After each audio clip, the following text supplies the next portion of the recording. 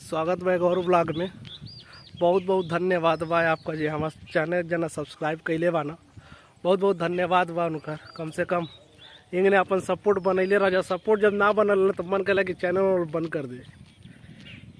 तनी आगे तनी बढ़ावल कर जा चैनल। कम से कम अंदर से एगो उम्मीद जागल रही ना कि हाँ केहू बाटे देखे वाला, सब्सक्राइब होत रहता, शेयर होत रहता, अच्छा लागेला तनी अच्छा का अंदर से तनी और इच्छा जाहिर हो जाला कि चलो केहू खैले बा तो और ही तनी बनाई ब्लॉग। अभी शाम के 2 बजे ताटे, मतलब शाम का दोपहर बा, बारिश जैसा मौसम भइल तो शामे लागत ताटे। जा तनी अपनी बागीचा की तरफ काहे कि आम बहुत गिरल बा, लूटे वाला बहुत ढेर पहुँच गए बाना सा। चल के उजा देखावा तनी बागीचा है अपन।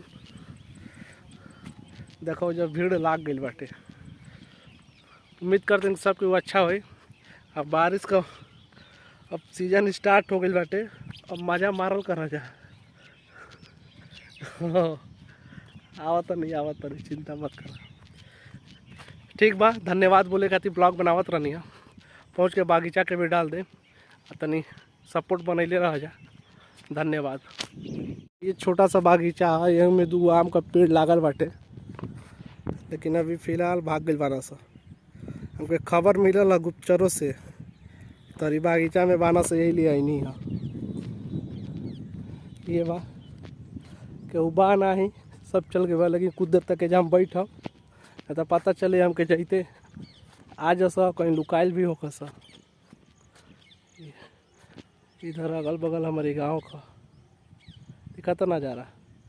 हल्का फुल्का बारिश भले, लेकिन मौसम ठंडा हो गई बा। ये तो सही बाटे। गाँव में एक चीज़ का और बड़ी फायदा कि हरियाली दिखेला। देखा तो एकदम ग्रीन ग्रीन, एकदम हरियाली है। बुझाता कर्नाटक है। बारिश जब हो जाला ना तो जब पानी नहीं भर जाला तो बुझाला कि कर्नाटक है। जब बाढ़ उड़कर आवेला तो दिखाला ना हरा हरा, वैसे ही देखा आई बाजरा है क्यों ना चिका, सागन का शीशम का पेड़ सब लागल बाटे। ठीक बा दोस्त लोग, बहुत बहुत धन्यवाद आप लोग का लास्ट तक देखे खातिर। और लाइक सब्सक्राइब करिए जा कि नया नया वीडियो आवे का पता चलल करे। ओके ओके, बाय बाय, धन्यवाद।